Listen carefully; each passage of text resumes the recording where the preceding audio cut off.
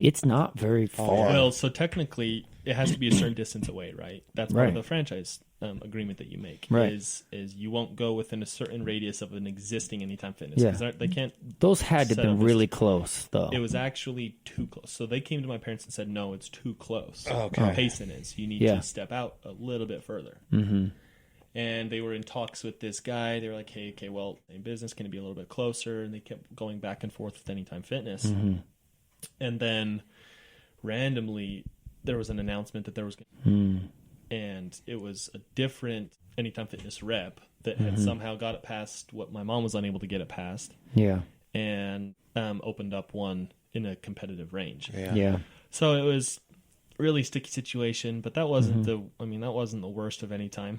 Sure. Right. There was a lot. There was a lot going on as far as just the rules about how you have to set up the gym. Right. It's just control. Right. Yeah. And Anytime Fitness has an awesome model for cities and where people are traveling and smaller communities and different places like that. Right. Oh, dude, I used my thing. I traveled for years doing another entrepreneur business. And, dude, I could stop almost any major city I could find. And there's Anytime Take a Fitness. shower or And whatever. dude, you know how many times I'd be on the road, work out at an Anytime. Yeah. No, absolutely. And so I think the business model as a whole on the corporate side is solid. But I think where a lot of stickiness gets into play, and this is probably the case with most franchises when they grow to that size, is being able to cater to specific markets. Yeah. And that gets difficult to do because you have to have set rules that people follow, but really those rules are really difficult to apply on a blanket across the board. Yeah. For sure. And so one thing that my mom really struggled with was they were making all these rules. They were requiring her to do all these things and fining her obscene amounts of money when she wasn't. Yeah. When it didn't make any sense for the situation that they were in. Yeah. And so that's kind of... She didn't want to go down that road anymore. No. She was like, you know what? She was My ready to be contract She is up. I'm just sold the business. Yeah, so she closed the business. Okay. And she sold the equipment. Okay. Yeah, because you couldn't actually buy the... I would have to sign an agreement with Anytime. Yes. Okay. To buy Yeah, the you business, couldn't buy the... Yeah, exactly. To buy the book of business. Right. And so she technically closed the business, and then she owned the equipment still. And so she sold us the equipment. Okay. But anyways, how that came to be was I was working at this tech company, looking for the next opportunity, and had a couple options in mind as far as things that I wanted to start.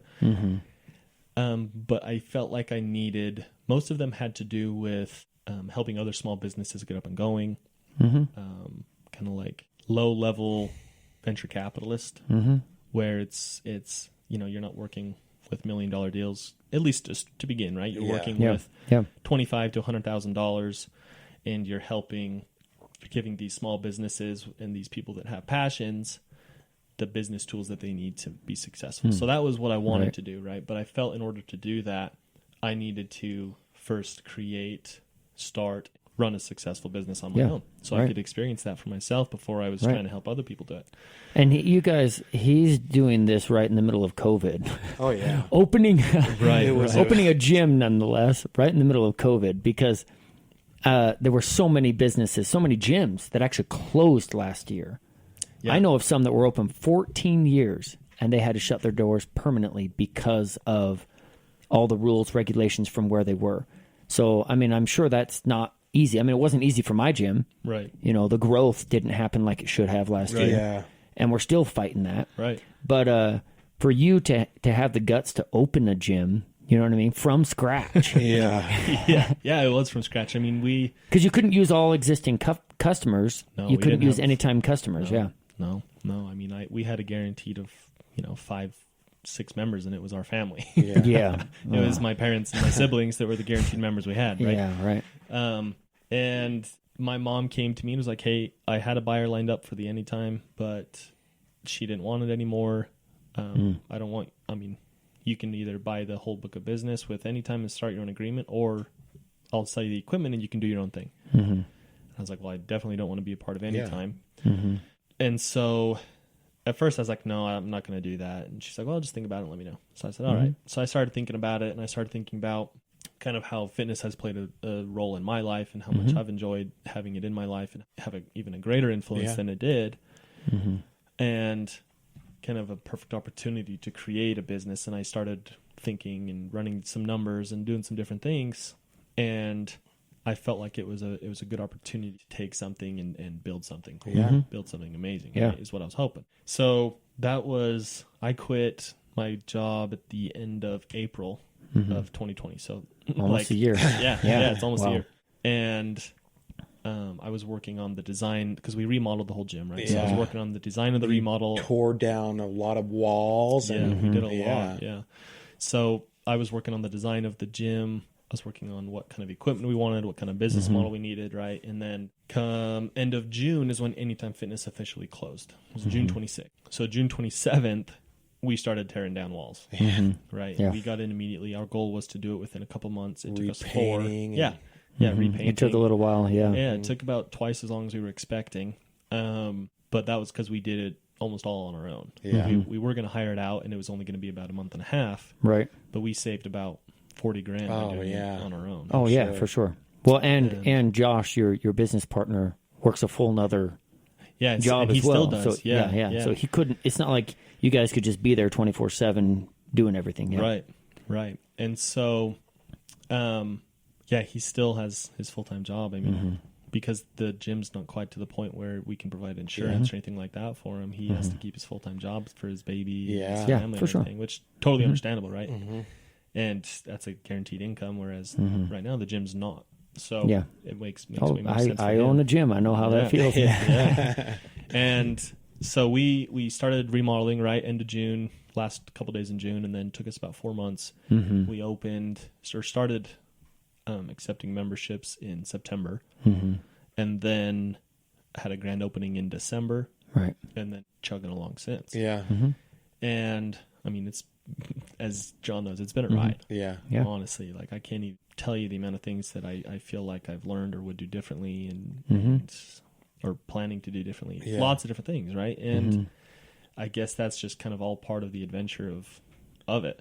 Yeah. Yeah, and it was right in the middle of COVID. Our plans were like, well, when we first committed to do it and we first, started getting a loan and doing different things like that, we're like, well, it shouldn't be too much longer. Things looks like they're starting to open up, yada, yada. Yeah. And that was definitely not the case, right? Nope. I mean, it got not double down, it tripled down on closures and different things. And different parts of the country got affected differently, right? Oh, yeah. South Utah County was hit, but not near as bad as some other places. And so, I agree. I think we even though it has been hard, I feel like there hasn't been as much as some other major cities. Yeah, absolutely. And I mean, being in Utah, it's already a conservative place, and then being in South Utah County, it's really conservative, right? And so we felt like it was still okay for us to do it at the time that we did. Yeah. And now looking back, I mean, I have no idea. I don't even know how much it's affected the business. I don't know. I'm sure it's affected it. Right. It's just, I mean, how do you measure? Yeah. How do you measure? Because you don't have a previous. I don't have a previous level of membership, previous level of success that we're baselining off of. Yeah. Because you're not even going off the same type of model. You couldn't base it off of what Anytime was doing because it's not even the same model. Right. I mean, the branding's entirely different. The business model is totally different. And so it's like, how do we know actually how much COVID has affected the growth of our business? I have no idea. I don't know how many people would have come in that haven't. Then it's only up from here. Yeah. See, that's great. Yeah. Well, that's the good news is that we've been at just a steady pace, right? Yeah. And the trick has been making sure that pace is fast enough for us to make it. And that's sure. kind of a struggle that any growing small business or starting small business faces, right? Growing pains of making sure that you're growing at a fast enough speed to be able to make it past those first 6 months, that first year is critical, right? And so now the challenge we're facing is how do we increase the pace of growth to the point where we're going to make it. And then So what are you using for that? Like social media, or do you do much with social media? Yeah, so our focus has been social media and kind of growing the referral side of the business. Okay. Yeah. Which helps in a small community. It does. Referral base is one of the best, I think, for any type of fitness type, anything in the fitness industry. Referral base is the best. It seriously is. Well, I'll go. I mean, I completely agree. I mean, I think fitness I think fitness referral based is probably one of the strongest industries that referrals is. Yeah.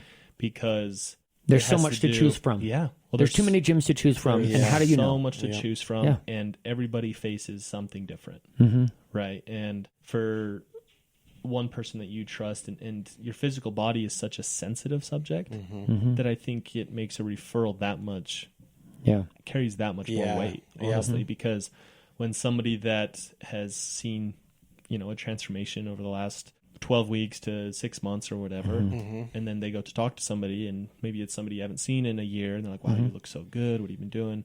Then for you to be able to say confidently, like, wow, it's this place I've been going to. Yeah. That person, there's a 90% chance they're not completely happy with where they're at. Sure.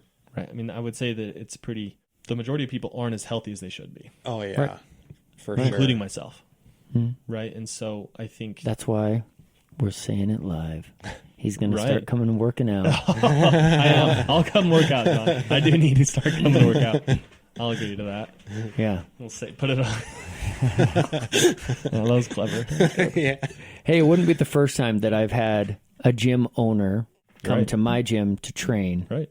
Your mom, I trained it her wouldn't even tons be of times. the first time in this family. Yeah, exactly. Yeah. Well, no, it wouldn't. But to be honest, I think a large part of people's fitness journey is being self-aware. Right. I agree. And I think we lie to ourselves and say we're the ones that are different. I'm able to do this on my own. Yeah. I don't need help. I don't need I can still eat what I want, and I can still do what I want, and and I'm going to work hard enough on my own to get to where I want to be. We lie to ourselves. Yep. Oh yeah. Because the amount of people that can actually do that, I'd say is 5-10% that can actually maybe. Yeah. I would say 5 or less. In my experience, in like the last, how long have I been training? Like 16 years. There has definitely been probably only a handful out of the hundreds of people that I've trained. Right. Only a handful that were those that were just so committed. It's like you could just hand them a piece of paper and they'll go and do it. Right. Yeah. Right. And then there's even They're smaller like, I can do percentage this that you myself. don't even have to hand them a piece of paper. They do the research on their own. Yeah. And for me, that's what I mean. It's as much about self-awareness as it is about what you're actually doing. Because for me, I know I don't have the discipline to do it on my own. Yeah. You need that accountability. Yeah, I need accountability. Not only that, I don't want to take the time. I don't make time to learn different types of workouts, to learn more about my body, of how specific workouts go, right? Yeah. For me, I'm much more willing to pay for somebody that studies this on a daily basis. They work with people like myself on a daily basis, and they're able to say, hey, if you want to get to this point, this is what you need to do. And some people don't need that. Some people are totally different, right? But for me, I know I need that. The majority of people need accountability. Everybody needs accountability. Not the majority. Everybody needs accountability. Yeah. Not just in their fitness journey, right? But in their personal lives, if they're trying to progress at anything. Yep. And so that's I have no qualms with owning a gym and working out somewhere else. I think it's great. Mainly because, I just know that for me to get to where I want to be, I need additional help. Yeah. I mean, I've tried to get John to train in my gym, and he's too busy. So, because I have to go to him. I can't get him to my gym. I know. I want to put a challenge out to everybody out there. You guys find an accountability partner. Yeah. Pick something that you're working on, some type of self-improvement, whatever it is. Whether it's physical, mental, spiritual, emotional, relationships, financial, whatever it is that you're working on. Find an accountability partner, somebody that will hold you accountable to what you say you're going to do. Right. That's my challenge to all of you out there. Yeah. Absolutely. And it's amazing how better your life will be if you commit to that. Oh, totally. Well, and I think part of that is picking 1 to 2 things to start with, right? Because one trap that I fall into, 1 to 2 aspects of your life that you're trying to change, and then even going one step further, and let's say it's physical, okay, right? And I'm picking 1 to 2 aspects. I'm deep diving and I'm going even further. I'm picking 1 to 2 specific things that I can focus on. Yeah. Yeah. Like I'm just going to drink. I'm going to start with a green smoothie every day. Yeah. Period. Yeah. And that's it. Right. Don't worry about excluding or eliminating everything else, sugar or whatever. I'm just going to focus on just getting a green smoothie. It's just starting. Yeah. It's just doing something to start, right? That's and that's then the hardest part. Yeah, and then once momentum starts playing a role, once you start learning, once you start growing in your